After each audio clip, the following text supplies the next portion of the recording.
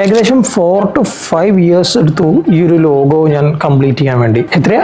4 to 5 years. Actually ഇതെന്റെ സ്വന്തം ബ്രാൻഡാണ്. പണ്ട് മുതൽ ആഗ്രഹിച്ചതായിരുന്നു ഒരു ബ്രാൻഡിങ് ഏജൻസി സ്റ്റാർട്ട് ചെയ്യണം എന്നുള്ളത്. അപ്പോൾ തൊട്ട് സ്റ്റാർട്ട് ചെയ്തതാണ് ഈ ഒരു ബ്രാൻഡിങ് ഏജൻസിയുടെ brand name and brand logo design ചെയ്യാൻ വേണ്ടിയിട്ട്. ഏകദേശം 5 വർഷം കഴിഞ്ഞിട്ട് ഇപ്പോഴാണ് ഈ ഒരു brand name and brand logo ഞാൻ ഫൈനലൈസ് ചെയ്തത്. ആലോചിച്ച് നോക്കിയേ, 4 to 5 years. ഇന്നൊരു ക്ലയന്റ് അപ്രോച്ച് ചെയ്ത് കഴിഞ്ഞാൽ പറയാം മാക്സിമം ഒരു 2 to 3 weeksനുള്ളിൽ ചെയ്ത് തരണം എന്നുള്ള റിക്വയർമെന്റ് ആയിരിക്കും പലപ്പോഴും വരാനുള്ളത്. അങ്ങനെയുള്ള സാഹചര്യത്തിലാണ് 4 to 5 years സ്പെൻഡ് ചെയ്തുകൊണ്ട് ചേഞ്ച് ചെയ്ത് അവസാനം എനിക്ക് സാറ്റിസ്ഫൈഡ് ആവുന്നത് വരെ ഏകദേശം ഒരു 4 to 5 years എടുത്തു. മാത്രമല്ല ഈ ഒരു ബ്രാൻഡ് ലോഗോയ്ക്ക് ഒരു പ്രത്യേകത കൂടിയുണ്ട്. ഈയിടെ ആയിട്ട് ഞാൻ പല വീഡിയോസും കണ്ടു, ഫേമസ് ആയിട്ടുള്ള പല ലോഗോസും ഇലുമിനാറ്റി ആയിട്ട് കണക്ട് ചെയ്യുന്ന രീതിയിലുള്ള കുറെ കൺസെപ്റ്റുകൾ ബിൽഡ് ചെയ്തിട്ടുണ്ട് എന്നുള്ള ഒരു വീഡിയോസ് കാണാനിടയിൽ. സത്യമാണോ എന്ന് എനിക്കറിയില്ല. അപ്പോൾ എനിക്കൊരു ആഗ്രഹം, ഓക്കെ, അങ്ങനെ ഒരു ലോഗോ എനിക്ക് ബിൽഡ് ചെയ്യണം.